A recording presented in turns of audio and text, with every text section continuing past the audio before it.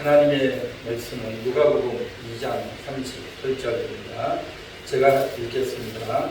마침 이때에 나아와서 하나님께 감사하고 예루살렘의 속량을 바라는 모든 사람에게 그에 대하여 말하니라. 아멘. 이 내용은 아기 예수님께서 태어나셨을 때에 마리아와 요셉이 성전에 올라가서 하나님 앞에 정결 예식을 이행하기 위한 과정 가운데 있었던 사건입니다. 이스라엘 백성들은 레위기에 나오는 말씀에 따라서 자녀를 낳으면 정결 예식을 해야 했습니다. 그래서 아들을 낳으면 40일 만에, 딸을 낳으면 80일 만에 정결 예식을 해야 했습니다. 그 정결 예식은 성전에서 하는 거죠. 그렇기 때문에 이스라엘 지역 각 곳에 살고 있던 사람들이 아들을 낳고 딸을 낳게 되면 반드시 와서 이제 정결 예식을 하는 것이 모든 이스라엘 백성들의 의무였던 것이죠. 그래서 마리아도 그 율법의 규례에 따라서 이렇게 올라가게 되었던 것입니다. 그런데 한 가지가 더 있죠. 그것은 바로 아들을 낳으면 할례를 하는 겁니다. 이 할례는 8일 만에 하는데 이것은 아무래도 그 가족들 혹은 유대 공동체 집안 식구들이 아들을 낳았을 경우에 8일 만에 할례를 하죠. 아마도 예수님도 그러한 경우에 해당되었을 것으로 여겨지고 그리고 나서 40일 만에 아기 예수님을 안고 성전에 올라가서 정결 예식을 했는데 바로 그때에 시므온이라고 하는 사람이 예수님을 알아보고 찬양하고 감사했고, 또한 오늘 이 본문에 보면 안나 선지자가 이제 아기 예수님을 보고 지금 감사하고 있다는 것이에요. 이스라엘의 모든 백성들은 메시아가 오시기를 그렇게 학수고대하고 기다렸던 거죠. 비록 아담이 선악과를 먹고 죄를 지었지만 하나님께서 찾아오셔서 이제 양의 가죽을 입혀주시면서 제사를 지내게 하셨고, 그래서 제사를 지내면서 메시아가 오셔서 우리의 죄를 언제나 씻어주실까? 뱀에게 속아서 이제 하나님께 불순종하고 죄를 지었는데 언제 메시아가 오셔서 우리의 죄를 용서해 주실까? 그것을 기대하면서 930년을 살았습니다. 그런데 아들을 낳아가지고 그것을 교육했죠. 아벨은 아버지의 말씀을 잘 듣고 따랐지만 가인은 따르지 않고 오히려 자기 동생을 죽여버리고 말죠. 이어서 대를 이어서 수십 년, 수백 년 내려오면서 메시아가 오기를 그렇게 기다렸단 말이죠.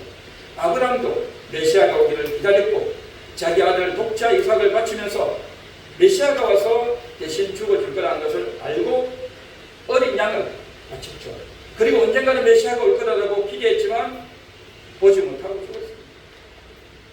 모든 구약의 믿음의 사람들이 다윗도 그랬고 또 이사야도 그랬고 앞으로 메시아가 오시면 고난을 당할 것이고 우리의 죄를 지고 죽고 갈 것이다라고 말은 했지만 메시아를 보지는 못했어요. 다니엘도 인자 같은 이가 와서 많은 신의 형상들이 나오고 바벨론, 메데, 헬라, 로마 나라가 오지만 마지막에는 사람의 손으로 하지 아니한 돌이 와서 이 모든 신상을 다 깨뜨릴 거라고 예언은 했지만 그 예언의 주인공인 예수님을 보지는 못했던 겁니다. 그러면서 모든 사람들이 기대하고 선포하고 기다렸지만 그 메시아를 보지 못하고 다 죽어갔죠.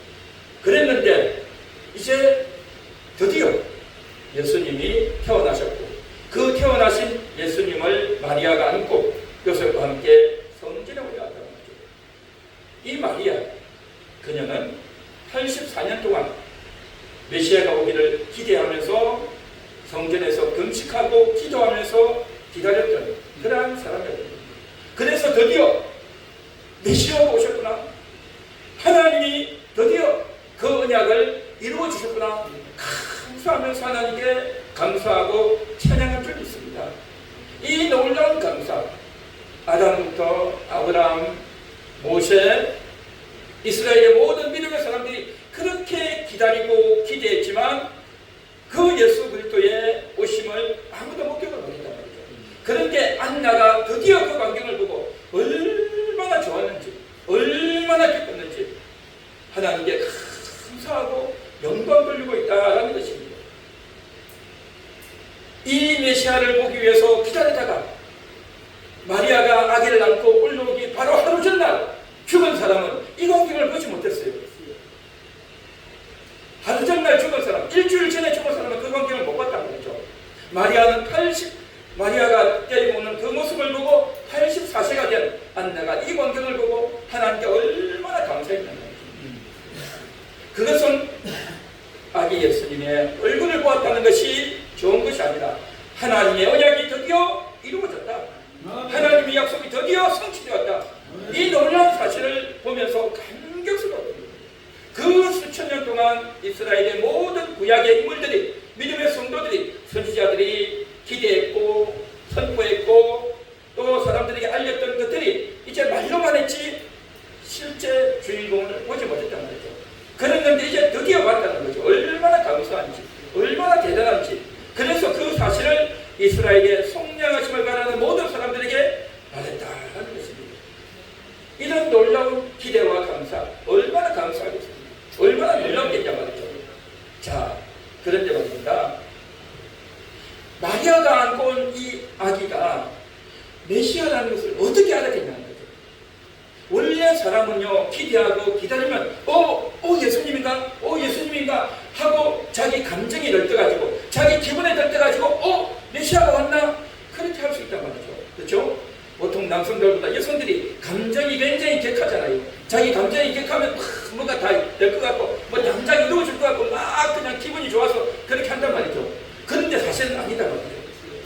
그런데 안나가 말했던 이것이 정말일까?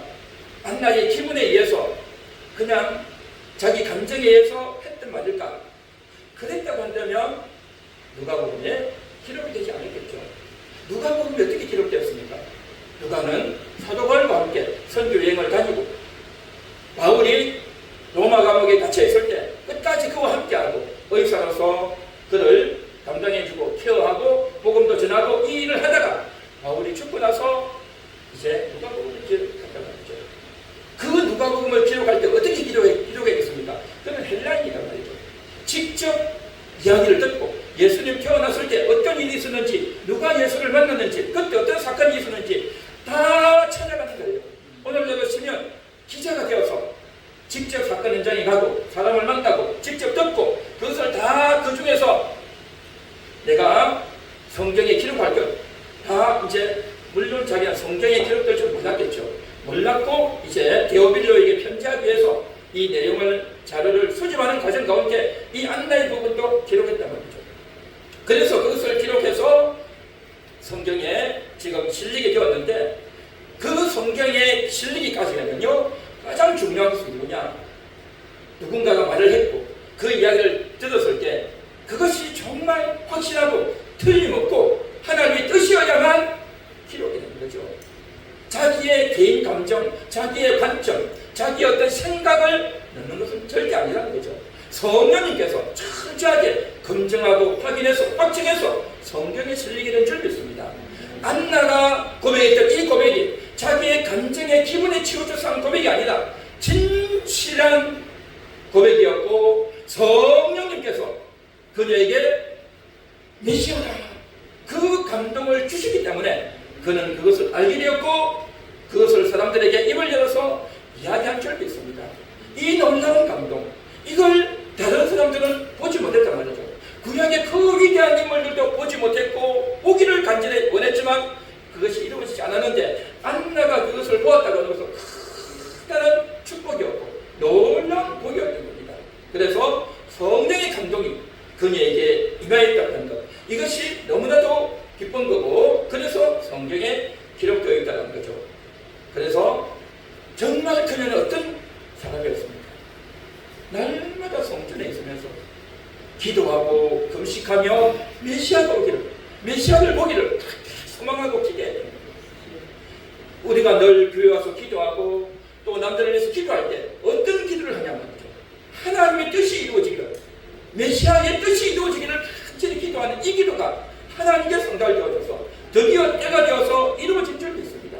우리가 하나님 앞에 기도할 때도요, 물론 여러 가지 우리의 삶을 위해서도 기도해야 되겠지만 하나님의 뜻이 이루어지기를, 예수의 뜻이 이루어지기를 우리는 우선적으로 기도해야 될 줄 믿습니다. 예수님께서도 말씀하셨듯이 너희는 먼저 그의 나라를 구하라는 거죠. 육신의 나라, 세상 나라가 아니라 그의 나라, 하나님의 뜻이 이루어지기를 먼저 기도해야 될 줄 믿습니다. 우리 교회에 하나님의 뜻이 이루어지고, 우리 가정에 하나님의 뜻이 이루어지고, 내 인생에, 내 마음에, 내 중심에 하나님의 영광이 되시고 예수님이 나를 주도하시는 그런 일이 이루어지기를 원합니다. 나는 예수님의 종입니다. 나는 예수님을 따르겠습니다. 이것이 바로 주의 나라와 그의 의를 위한 기도가 되는 줄 믿습니다.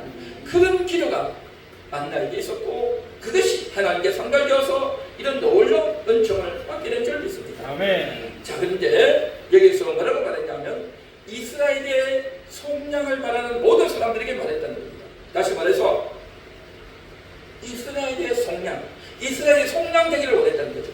속량이 뭡니까? 교회가 사해지고 하나님이 주시고자 했던 메시아가 오셔서 그 속량하는 그 일이 이루어지기를 원했다는 겁니다. 그렇게 바랬던 사람들이 있고 또 안나도 그걸 원했고 했던 거죠. 그러니까 이스라엘의 속량을 받았던 사람이 예수님이 태어날 그 시점에 있었다는 거죠. 그 있었던 그 사람에게 이야기했던 거죠. 그 속량을 받았던 사람들이 많이 있었는데 그 중에 안나에게 임했다. 그 중에 한 사람 안나에게 임했고 안나가 성령으로 깨달음을 얻어서 기뻐했고 감사했고 사람들에게 전했던 거예요. 특별한 복을 받았다는 것, 이거 참 대단한 거죠. 오늘 이 자리에 우리가 함께 모여서 예배하고 하나님을 찬양하지만 하나님의 임재가 임하고 하나님의 뜻이 임한다는 것은요, 모든 사람에게 아니라 그 심정이 올바르고 하나님의 뜻을 이루기를 원하는 사람에게 이것이 임한다는 겁니다. 오늘도 그 뜻이 임하는 주인공이 되어야 할 줄 믿습니다. 하나님, 내가 오늘도 하나님의 뜻을 내 마음속에 이루고 하나님을 순종하는 인생 되기 원합니다. 주여 오늘 나에게 이 은총을 주시옵소서. 기도해야 될 줄 믿습니다. 이제 이스라엘의 속량을 바란다라는 말이 있죠. 이스라엘의 속량이 뭡니까? 그런데요, 누가복음 2장 38절에서는 이스라엘의 속량이라는 단어가 나오고요, 누가복음 24장에 가면 엠마오로 가는 두 제자가 예수님이 죽고 부활하신 그날 예수님이 자기들 곁에 와서 이야기를 하는데도 불구하고 이분이 예수님인 줄 몰랐다는 거죠. 예수님인 줄 모르고 예수님이 물어보죠. 너희가 무슨 이야기를 하느냐, 무슨 고민을 하느냐 하니까 당신은 예루살렘에서 있었던 일을 알지 못하느냐, 무슨 일이냐 그렇게 묻죠. 예수님이 왜 물었겠어요? 저들이 무슨 고민하는지 왜 몰랐겠어요? 만일에 예수님이 그때 나타나가지고 내가 예수다, 내가 다시 살아났다, 내가 봐, 그렇게 해야 되지 않겠어요? 그렇게 말씀하지 않았단 말이죠. 오히려 모르는 척하면서 저들에게 이야기하고 저들이 이야기하면서 바로 우리는 그가 이스라엘을 속량할 자라고 바랐다라고 하는 겁니다. 그 속량이 뭐겠습니까?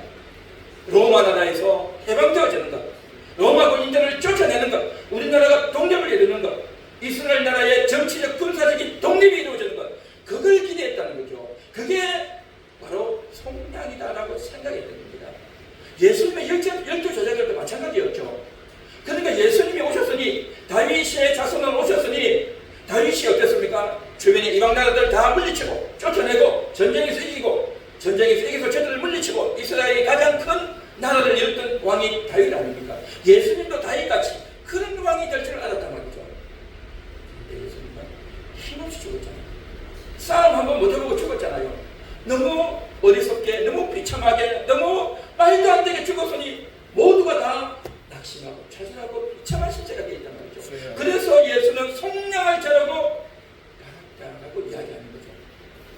그러자 예수님께서 저들에게 하신 말씀이 뭡니까? 이 어리석은 자들아 라고 하면서 구약의 모든 말씀을 하시면서 성찬을 주면서 저들의 눈을 띄워주지 않습니까? 이스라엘의 대부분의 사람들은 예수님이 30세가 되어서 사역을 하고 33세에 돌아가실 때까지도 예수님에 대한 이해가 바로 이스라엘을 속량할 자, 정치적 군사적으로 우리나라를 해방시켜줄 예수를 기대했다는 거죠. 그런데 안나는 무슨 생각을 했겠습니까? 이스라엘의 속량을 바라는 사람들이 그때 당시 있었다는 겁니다. 그 이스라엘의 속량을 바라는 그 사람들이 누가복음 2장 38절에 나오는 이 속량을 바라는 이 자들이 바로 30년 후의 사람들처럼 우리나라가 독립되고 해방된다, 그걸 원했을까요? 누가는 분명히 이 개념의 차이를 다 알고 있었어요. 다 알고 있는데도 불구하고 그러한 개념은 아니었다는 거죠. 그런 개념이었다면 이제 기록이 안 됐을 거예요. 단어는 똑같지만 저들이 기대하는 속량은 달랐다는 거예요. 저들은 우리의 죄를 사해 주시고 하나님이 구약 성경에서 약속하셨던 그 언약이 이루어질 메시아, 아담에게 약속해 주셨고 모든 구약의 선지자를 통해서 약속하셨던 그 속량을 이룰 실자, 그 메시아가 우리에게 오셨습니다 하는 정확한 인식과 고백을 가지고 하나님께 감사하고 사람들에게 이야기했다는 겁니다. 예수에 대해서 사람들은요 많은 생각을 갖고 있습니다. 오늘날에도 예수님 나의 죄를 씻어주셨죠. 예수님께 기도하면 모든 병도 고쳐주고 모든 문제도 해결해주고 다 오케이입니다. 우리가 그렇게 생각하죠. 이 예수가 가진 어떤 예수냐 하는 겁니다. 우리는 이미 다 알고 있어요. 성경을 통해서 알고 그 이후 세대를 살고 있기 때문에 예수님이 이미 오셨고 어떤 분인지 다 알고 있단 말이죠. 그렇다고 한다면 오늘 내가 알고 있는 예수는 어떤 예수냐 하는 거죠. 문제를 해결하는 예수, 나의 죄만 해결하는 예수, 그 예수이거든요. 다른 어떤 부분보다도 나의 왕이요 나의 주인이 되는 줄 믿습니다. 나의 왕, 나의 주인이다 말이죠. 그 예수가 나의 왕, 나의 주인이 되어서 오늘 이 시간 우리 예배를 받고 계시고 오늘도 말씀하시는 이 하나님의 음성을 우리에게 말씀하고 계시고 한 걸음 한 걸음 걸어가고 사람들하고 사귀고 일을 하는 그 순간에도 나의 왕, 나의 주인이 되기를 원하고 있는 그 예수 그리스도, 그 예수님의 임재, 그 예수님의 함께하심, 지금도 나와 동의하시는 그 예수를 인식하고 안나가 사모했듯이 84년 동안 그렇게 메시아를 기대했듯이 우리도 그렇게 기대하고 소망할 때에 그 메시아가 오늘도 우리 가운데 임하셔서 그 예수의 임재를 기대하는 자, 사모하는 자에게 그런 은혜를 주실 줄 믿습니다. 안나가 감사했던 그 감사가 메시아를 본 그 감사, 오늘도 나에게 임재하셨습니다. 오늘도 나의 왕이 되십니다. 나의 주인이 되십니다. 오늘도 나를 다스려 주십니다. 그런 인식과 감사가 오늘 우리에게 충만하게 될 줄 믿습니다. 할렐루야. 안나의 감사가 우리의 감사가 되고 올바른 신앙 고백을 하는 저와 여러분 되시기를 축원합니다. 기도하겠습니다. 하나님 감사합니다. 오늘도 그 메시아 예수 그리스도를 바르게 인식하고 이해하여 주여 나의 문제를 해결하는 그러한 정도로만 생각할 것이 아니라 나의 왕이 되어 주시옵소서. 왕 대신 주님께 감사를 올립니다. 찬양을 올립니다. 이 시간 노래 한 번 하는 것으로 끝나지 않고 우리의 모든 삶에서 가정에서 남편을 대할 때, 아내를 대할 때, 가족들을 대할 때 겸손한 자세로 주여 주여 왕이신 예수님께 순종하고 따르는 그러한 삶으로 살아가게 하옵소서. 예수님의 이름으로 기도합니다. 아멘.